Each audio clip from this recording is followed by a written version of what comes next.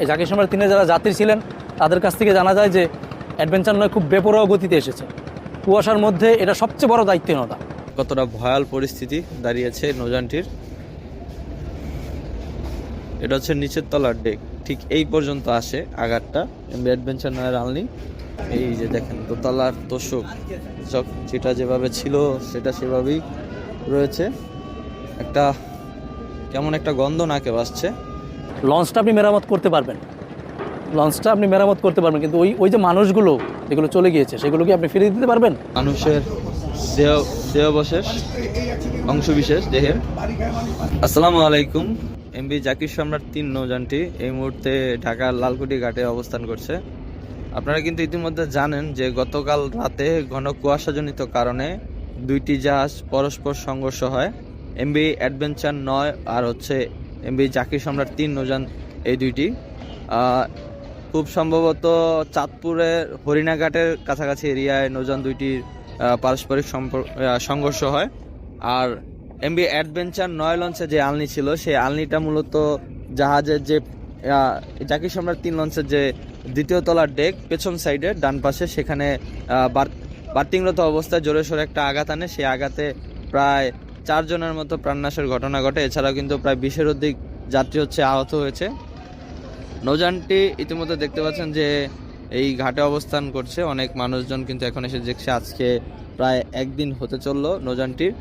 এছাড়াও যতটুকু জানলাম যে নৌযানটির রুট পারমিট বাতিল করা হয়েছে এবং পাশাপাশি অ্যাডভেঞ্চার 9 নৌযানটিরও রুট পারমিট বাতিল, পাশাপাশি নৌযানটিকে জব্দ করা হয়েছে বরিশাল ঘাটে।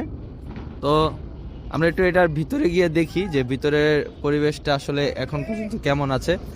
যতটুকু জানলাম যে জাকির সম্রাট 3 লঞ্চের যে স্টাফরা ছিল সেই স্টাফরা সবাই এখন পলাতক আছে। যতটুকু জানলাম যে তারা নাকি গতকালকে জাহাজ বার্থিং করেই বিভিন্ন কৌশলে বের হয়ে গেছে।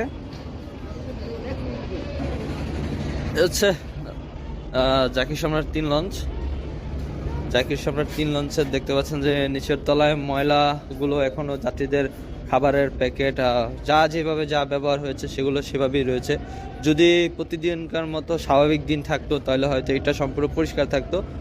আর এই যে সেই জায়গাটা যেখানে এমবি অ্যাডভেঞ্চার 9 লঞ্চ আঘাত হানে, মূলত খুব সম্ভবত যা দেখে বোঝা যাচ্ছে যে এই কোণা থেকে আঘাত হেনে গেছে ওই কোণা পর্যন্ত যায়।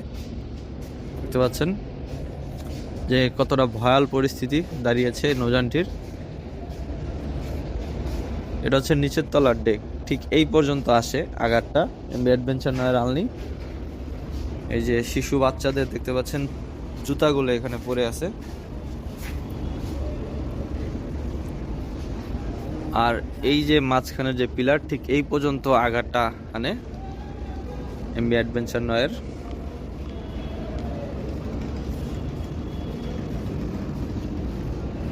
গতকালকে ডেড বডি উদ্ধারের পর নৌযানটি আবার সিলগালা করা হয়েছে। রুট পারমিট বাতিল করে নৌযানটি বর্তমানে ঘাটি বার্থিং রয়েছে এবং দেখতে পাচ্ছেন যে কি পরিস্থিতি দাঁড়িয়েছে নৌযানটির। আর এখান দিয়ে যদি আমি দোতলায় উঠি, দোতলার সিঁড়ির ডেক দিয়ে দেখতে পাচ্ছেন যে এই যে দেখেন দোতলার তোষক যেটা যেভাবে ছিল সেটা সেভাবেই রয়েছে। একটা কেমন একটা গন্ধ নাকে বাসছে। যাত্রীদের ব্যবহারকৃত প্রায় সকল কিছু এখানে ছড়িয়ে ছিটে পড়ে রয়েছে। ওই যে দেখুন যে ওই যে কেবিন সাইডের যে জায়গাটা আছে একবারে পেছনের, এই যে পেছনের যে জায়গাটা, এইখান থেকে দূরে প্রায় ডেকের অর্ধেক ছাড়িয়ে গেছে। আসলে এরকম ভয়াল দৃশ্য দেখলে রূহ কেঁপে ওঠে।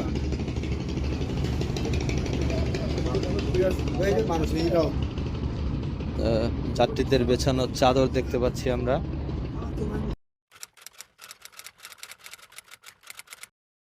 আর এই যে এখানে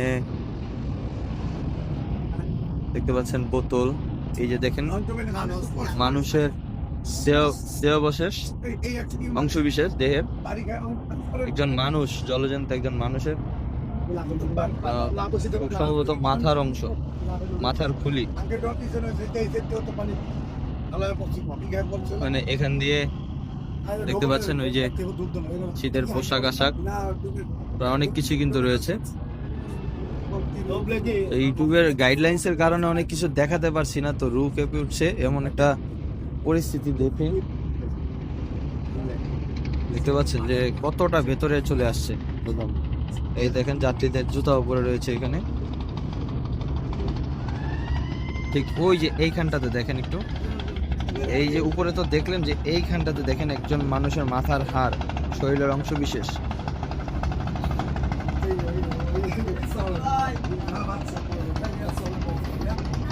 মানুষ করছে না গাইছে 73 লাশ লাগে সিঙ্গল লাশ তো বদল বড় কাপি বড় এই ওদিকে আবার পুলিশ না এই তো অনেকে হচ্ছে আসছে নৌযানটার সর্বশেষ পরিস্থিতি দেখার জন্য। আরে লোকটা কার জানো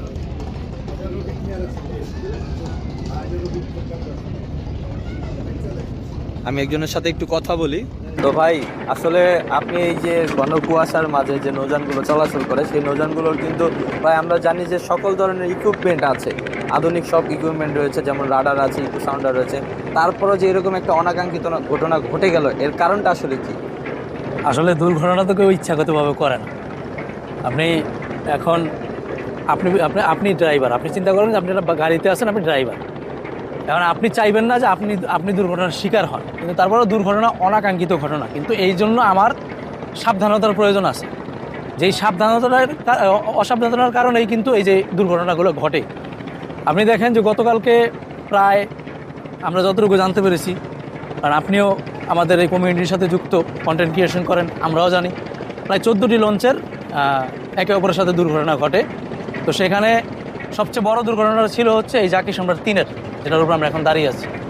এখন জাকির সম্রাট 3কে অ্যাডভেঞ্চার 9 এসে মেরে দিয়েছে। এখন সবাই প্রশ্ন করতেছে, গতকালকে থেকে আমার পেজেও আমি পোস্ট করতেছি, সবাই প্রশ্ন করতেছে বরিশালের লঞ্চে সব আধুনিক সরঞ্জাম রয়েছে, তারপরও কেন বরিশালের লঞ্চে এত বড় একটা দুর্ঘটনা ঘটাইতে পারলো? কারণ এই প্রশ্নের আসলে উত্তর নাই কোনো, এই প্রশ্নের আসলে উত্তর নাই। উত্তর একটাই, গতকালকে একজন প্রথম শ্রেণীর ড্রাইভার, এই লঞ্চ সেক্টরেরই প্রথম শ্রেণীর ড্রাইভার, তিনি একটা পোস্ট করেছিলেন। তার পোস্টের কিছু কথা আমি এখানে বলবো, সংগ্রহ করে রাখছিলাম, যেখানে তিনি বলেছেন যে লঞ্চের মাস্টার ও ড্রাইভার ঘন কুয়াশায় গতি কমানো, সঠিক সিগন্যাল দেয়া, রাডার নেভিগেশন ব্যবহার ও নিরাপদ দূরত্ব বজায় রাখা মাস্টার ড্রাইভারের মূল দায়িত্ব। এতে অবহেলা থাকলে বড় দায় তাদেরই।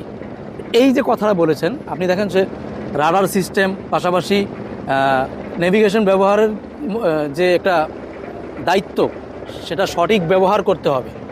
সঠিক ব্যবহার যদি না হয়, দায়িত্বহীনতা যদি থাকে, তাহলে এরকম বড় বড় দুর্ঘটনার সামনেও হবে। এর থেকে আমরা কোনো শিক্ষা নিতে পারবো না। আমরা গত বছর দেখেছিলাম যে কীর্তনটলা 10, প্রিন্স হলার 10, বরিশালের 2 লঞ্চ একে অপরকে মেরে দিয়েছে।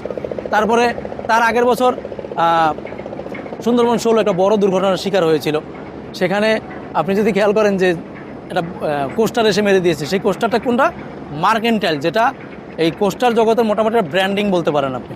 তাদের সকল আধুনিক সরঞ্জাম, রাডার সিস্টেম, ইকুইপমেন্ট সকল কিছু কিন্তু রয়েছে, তারপরেও এরকম দুর্ঘটনা ঘটে। তো এখানে যে এই যে যার কথা বললাম, যে তিনি বলছেন যে লঞ্চ কর্তৃপক্ষ মালিক অযোগ্য বা অভিজ্ঞতাহীন মাস্টার ড্রাইভার নিয়োগ, নিরাপত্তা, ইকুইপমেন্ট ঘাটতি, সময়ের চাপ দিয়ে ঝুঁকিপূর্ণ চলাচলে বাধ্য করা মালিকপক্ষ দায় এড়াতে পারে না। তো এখানে সবারই দায় রয়েছে। আসলে যদি রাডার সিস্টেম, আধুনিক ইকুইপমেন্টগুলোর যদি সঠিক ব্যবহার করা হয়, তাহলে হয়তোবা এরকম দুর্ঘটনা আমরা দেখব না। স্বাভাবিক ধরেন যে 14টা দুর্ঘটনা ঘটেছে, সেখানে আরও যেগুলো ছিল, অ্যাডভেঞ্চার 9 এবং সুন্দরবন 16 যে বলগেটটা ডুবিয়েছে এই ধর্মগঞ্জে খুব সম্ভবত, তারপরে এম খান 7কে এসে ইগল 4 মেরে দিয়েছে খুব সম্ভবত। তো এখন এই দুর্ঘটনাগুলো বাদ দিলে বাকিগুলো যেগুলো, সেগুলো মোটামুটি কুয়াশায় ওইরকম টুকটাক বাড়ি খাই, সংঘর্ষ হালকা পাতলা এটা হয়, ওটা মানা যায়। কিন্তু এই যে বড় দুর্ঘটনা যেটা অ্যাডভেঞ্চার 9 করলো, এখন মনে করেন যে গতকালকে বিভিন্ন ইন্টারভিউ বা জাকির সম্রাট 3-এ যারা যাত্রী ছিলেন, তাদের কাছ থেকে জানা যায় যে অ্যাডভেঞ্চার 9 খুব বেপরোয়া গতিতে এসেছে কুয়াশার মধ্যে। এটা সবচেয়ে বড় দায়িত্বহীনতা। আজকে এই দায়িত্বহীনতার কারণে যতটুকু জানা যায় 8 জন বা 10 জনের মতো মৃত্যু হয়েছে। লঞ্চটা আপনি মেরামত করতে পারবেন, কিন্তু ওই যে মানুষগুলো যেগুলো চলে গিয়েছে সেগুলো কি আপনি ফিরিয়ে দিতে পারবেন? পারবেন না। আর যেমনটা আমরা শুনলাম যে বিআরডব্লিউটি কর্তৃপক্ষ এমবি জাকির সম্রাট 3 আর হচ্ছে এমবি অ্যাডভেঞ্চার 9 রুট পারমিট বাতিল করা হয়েছে। তো এই যে এত বড় একটা দুর্ঘটনা ঘটলো, এই দুর্ঘটনা ঘটায় কি এই পর্যন্ত কি সীমাবদ্ধ কিনা, তা বা আগামীতে কি হবে, বা নৌযানগুলোকে আদৌ পরবর্তীতে পারমিট পাবে কিনা, কিংবা নৌযানের যারা স্টাফ ছিল, কর্মরত অবস্থায় ছিল, তারা এর কোনো দায়ের এড়াতে পারবে কিনা? এখন এরকম ঘটনা আমরা এর আগেও দেখেছি। রুট পারমিট বাতিল হয়, রুট পারমিট বাতিল হওয়ার পরে আবারও সেই 15 দিন, 1 মাস, 2 মাস পরে আবারও রুট পারমিট লঞ্চ কর্তৃপক্ষ ফিরে পায়, লঞ্চ আবার মেরামত করে আবারও পুনরায় সার্ভিসে যুক্ত হয়। কিন্তু প্রতি বছরই কিন্তু এই রুট পারমিট বাতিল বা আরও যেগুলো কাজ করার দরকার বিআরডব্লিউটি এর, তারা কিন্তু করে, কিন্তু তারপরেও কিন্তু দুর্ঘটনাগুলো প্রতি বছরই হচ্ছে। গত বছর না, তার আগের বছর দেখেছিলাম সুরভি 8-এ একটা দুর্ঘটনা ঘটেছিল। সুরভি 8 কিন্তু বরিশালের লঞ্চ। সুরভি 8 একটা দুর্ঘটনা ঘটেছিল, যেটা টিপু 14 খুব সম্ভবত মেরে দিয়েছিল।